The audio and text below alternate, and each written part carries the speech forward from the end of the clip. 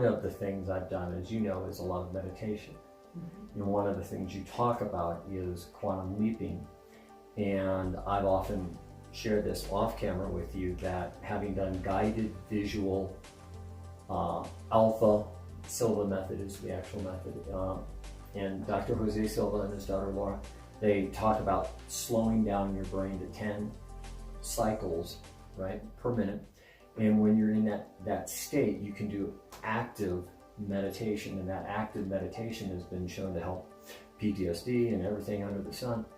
And to me, having experienced your quantum leaping, that's probably the closest non-Jeannie-esque way I could ever explain it to anybody. Do you have a better way to explain what quantum leaping is to somebody who may just have stumbled across this and now is going, who the heck are these two cowboys, or cowboy and cowgirl, and what are they talking about with, you know, quantum leaping and intending and all of that? Sure, I can give you another explanation. I won't say anything's better, but quantum leaping, as it's been being shown to me and shared by those in the quantum, because I really didn't learn about this on the earth plane. It was those that I have known here in form who have since passed, who approached and said, you really need to be showing people how to do this.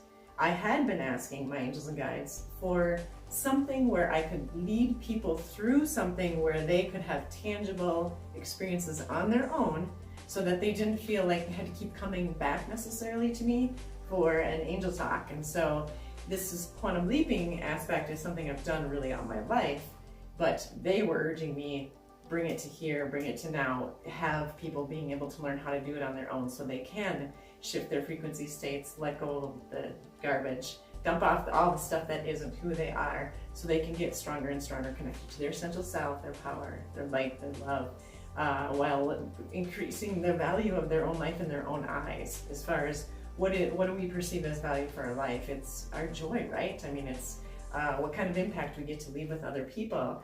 At the end of the day, when people pass, I can assure you, the thing you're not going to be saying to yourself when you pass is, gosh, I sure wish I would have worked more. I should have worked more. I should have had more money coming in. I don't know what I was thinking. It's not going to be about that. I've never, ever had anybody in spirit say they should have worked more. They should have made more money. They should have gotten that 4th degree in college. They should have. It's not about that.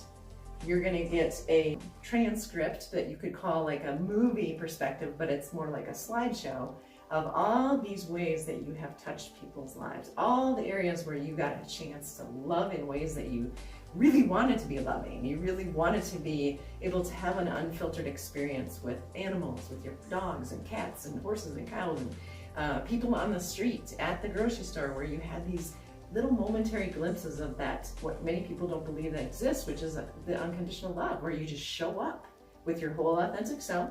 Everything's there, you're presenting all of the essence of that, and as you're doing it, you're also connecting all this out to that person as well, and showing up in that way, and those are those little slideshows that happen. So as far as quantum leaping goes, it gives us an opportunity to connect all those dots, because it basically boils down to everything that you've created in your entire life. You had a thought of it first. You had an imagination of it. You had an image come with a feeling. You had some kind of a, gosh, it sure would be cool to have that Indian motorcycle. Oh my gosh, that's something that I have wanted since I was 5, and I saw it driving down, and my uncle had one, you know, and all of a sudden that image is there, and the feeling behind that, of that excitement, that thrill, that freedom, that sense of, I did it. I could do this. Of course I can do that. That is the quantum leap before it actually happens. So could be everything from when you were a kid and you saw your first swimming pool and you couldn't forget about that. You were 4.5 years old saying, when mom can I swim in that swimming pool?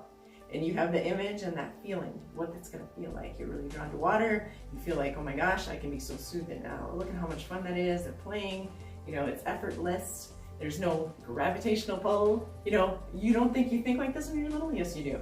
You'd be amazed at what little kids think about when we think we're way too young. We wouldn't remember that. Oh yes, you can. So the quantum leaping aspect of it is, yes, it is a very guided meditation that I do, and you can do it on your own though without that, and just apply to your guides, your angels, your essential self and spirit and quantum, and have them being clarifying things for you. So, and I don't want to go into too many details as far as complicating it because it doesn't need to be complicated, but the quantum leapings are jumping from your current reality to this desired reality with looking at those feelings and those thoughts and remembering who you are, remembering what you're capable of, remembering that all the things that you've been told this lifetime about what you cannot do or is impossible, or this is a fact that this is going to happen to you, all of that you'll find is bull manure as you're jumping. The more you jump, you're going to see, no, wait a minute here. We are infinite. We have infinite possibilities. There's nothing that we cannot do or be or have. So as you're jumping, you're going to be drawing in all kinds of situations where you're like, oh my gosh, I didn't even remember that when I was 2.5 that I had that statement made to me, and thus I believe I didn't or couldn't do that. That was the end of that road for me, even though I was really drawn to the stage. I really wanted to be a musician. And people said, there's no possible way, we don't have the money, we can't afford that, you can't have a guitar. What are you thinking? You know, of course we have to pay for rent, we have to have the bills paid, etc., etc. And all of a sudden you're sitting at 37 years old, quantum leaping and going, wait a minute, there's a reason I was really drawn to that when I was 2.5. There's something that's trying to get through. What if I allowed myself that today? You just pulled your past and you're jumping into the future and you're realizing, wait, I can jump that back to my reality, into my now. So quantum leaping covers those terrains of the past and the future and jumps it into your now. And what I always reminding people is make sure you're jumping it back to your now. Don't leave it out in the quantum.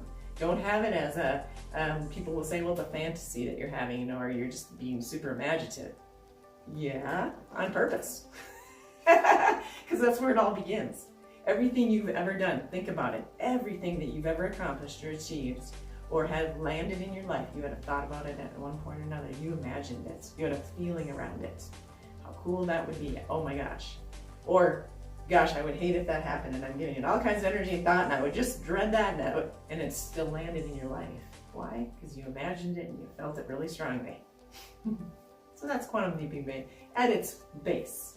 You'll find that it has a lot of juicy little elements that pop in that you think, how could I possibly connect with my concurrent lifetime mother? Just by doing this, and all of a sudden she popped in, or a brother that I didn't even know existed. And yet, now I know him in this reality as a guy that I work with. But as a quantum leap, I see him, he's in my concurrent lifetime.